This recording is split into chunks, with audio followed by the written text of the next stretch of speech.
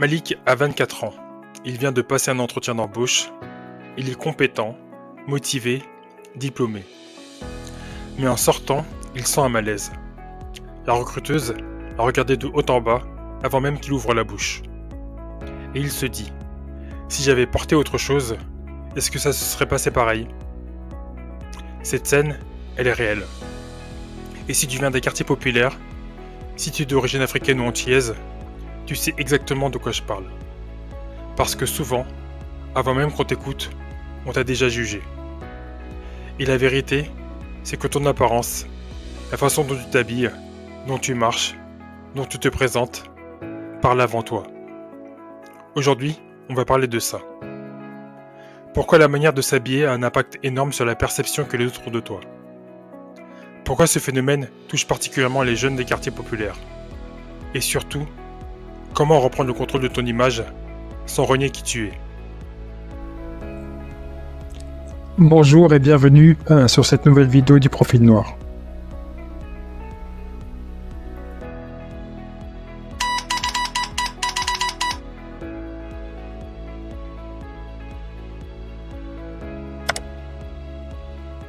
Tu l'as sûrement déjà entendu. L'habit ne fait pas le moine. C'est joli, mais c'est faux. L'habit ne fait pas le moine, mais il fait la perception du moine. La psychologie sociale le prouve. Il existe un phénomène qu'on appelle in-close cognition. En gros, ce que tu portes influence ton comportement, ta confiance et la manière dont les autres te voient. Des chercheurs de l'université de Northwestern ont montré qu'en portant une blouse blanche, symbole de sérieux et de précision, les gens devenaient plus concentrés. Donc imagine, si une simple blouse peut influencer ton attention, que se passe-t-il quand tu portes des tenues que les gens associent à la délinquance, à la paresse ou à la rébellion? Tu vois où je veux en venir. Les vêtements, c'est un langage social. Et dans une société marquée par les codes, son langage peut ouvrir ou fermer des portes. C'est injuste, mais c'est la réalité.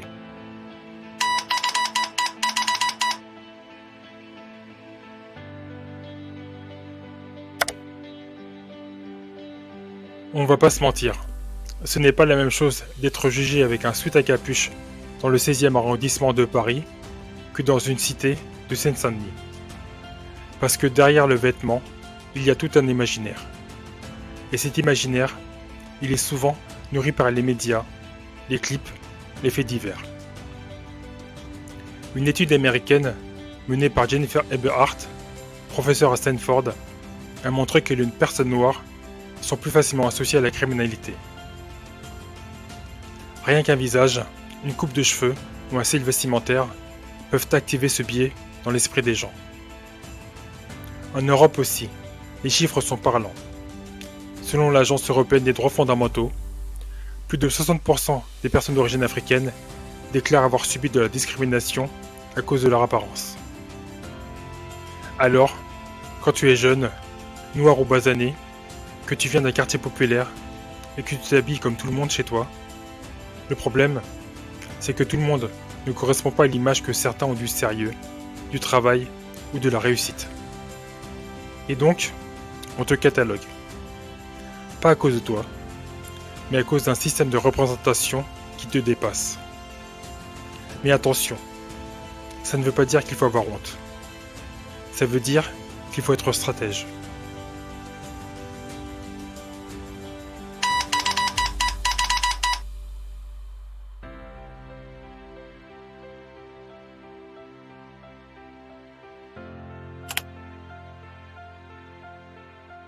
Le style, c'est une arme. Et comme toute arme, il faut savoir s'en servir au bon moment. Je vais être clair. Il ne s'agit pas de faire le bourgeois ou de renier ses origines. Il s'agit d'apprendre à changer de registre selon le contexte. C'est ce qu'on appelle le code switching. Adapter ton langage, ton attitude et ton apparence à ton environnement. C'est une stratégie, pas une trahison. Alors, concrètement, comment on fait? Pour un entretien ou un rendez-vous professionnel, choisis une tenue qui rassure. Des couleurs sobres, bleu marine, gris, beige, blanc cassé. Pas besoin d'un costume 3 pièces, juste un ensemble propre et bien ajusté. Soigne les détails. Un vêtement repassé, des chaussures propres, un t-shirt sans logo tape à l'œil. Ces petits détails changent tout. Renseigne-toi sur le lieu. Si c'est une start-up, un look décontracté mais propre fonctionne. Si c'est une banque, mise sur la sobriété. Prépare une tenue neutre de secours. Un blazer, un jean foncé, des baskets propres, ça marche dans 90% des situations. Dans la vie de tous les jours. Et une tenue de représentation. Celle que tu mets pour les rendez-vous administratifs, les entretiens, les occasions sérieuses. Soigne ton hygiène et tes cheveux. Une coupe nette ou des locks entretenus. C'est déjà une déclaration. Je prends soin de moi, donc je mérite le respect. Fais attention aux accessoires. Une montre simple, une ceinture propre, un sac en bon état. Pas besoin de marque, juste de la cohérence. Sur les réseaux sociaux. Sur ta photo LinkedIn, apparaît seul, habillé simplement, le regard confiant. Les recruteurs passent en moyenne 6 secondes sur un profil. Ne perds pas ces 6 secondes. Fais correspondre ton image et ton discours. Si tu parles de professionnalisme, que ta photo le reflète. La cohérence inspire la confiance. Et si ton budget est limité, pas de panique. Tu n'as pas besoin de te ruiner. Il y a plein de magasins qui regorgent de bonnes affaires. Zara, Primark, Gémeaux, pour ne citer que. Investis dans 3 choses. Une belle paire de chaussures sobres, une chemise ou un polo propre, une veste polyvalente. C'est mieux que 10 pièces flashy qu'on ne peut pas porter partout. Et surtout, porte-les avec confiance. Parce que la posture, le regard, le maintien, c'est ce que les gens retiennent après les 5 premières secondes.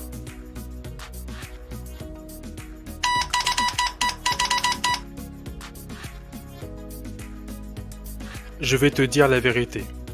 Adapter ton style, ce n'est pas renoncer à toi. C'est simplement comprendre les règles du jeu.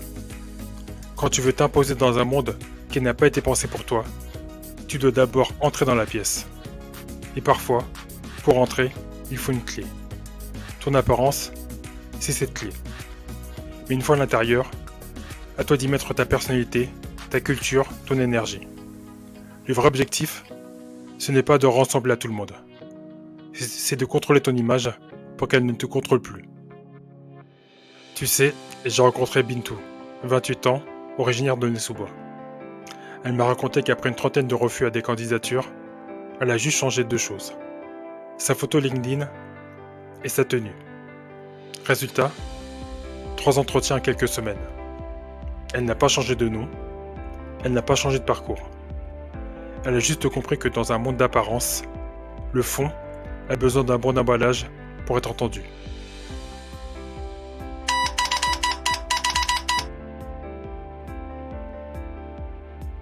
Soyons clairs, tu peux faire tous les efforts du monde, mais tant que les structures discriminent, il y aura des barrières. Changer ton apparence n'efface pas les biais racistes ou de classe. Les entreprises ont une responsabilité. Elles doivent mieux former leurs recruteurs, diversifier leurs équipes, anonymiser les candidatures. Et nous, collectivement, on doit continuer à dénoncer les injustices. Parce que le changement doit être individuel et collectif. Mais en attendant que le système évolue, il faut apprendre à jouer avec ses règles. Parce que si tu ne joues pas, tu restes dehors.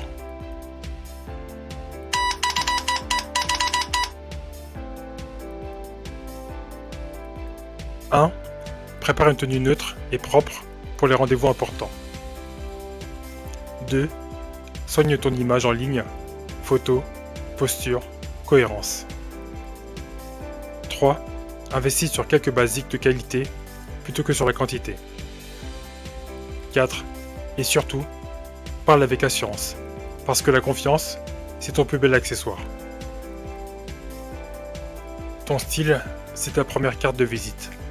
Ton apparence ne définit pas ta valeur, mais elle influence la manière dont le monde te laisse prouver ta valeur. Alors, Ne laisse pas les stéréotypes décider pour toi. Apprends à maîtriser ton image, à parler le langage du monde, pour mieux imposer ta propre voix. Parce qu'au final, le but, ce n'est pas de leur ressembler. Le but, c'est d'être respecté pour ce que tu es. Et parfois, pour arriver à ce respect, il faut juste savoir quelle tenue porter pour ouvrir la première porte. Voilà. Si ce message t'a parlé, partage-le avec quelqu'un qui en a besoin. Parce qu'on est nombreux à devoir apprendre ça. Et ensemble, on peut changer les regards. Si tu es resté jusqu'à la fin de cette vidéo, merci de l'avoir regardé. Si tu l'as apprécié, n'hésite pas à mettre un like, un commentaire et à t'abonner. Cela permet de rendre les vidéos plus visibles pour l'algorithme de YouTube.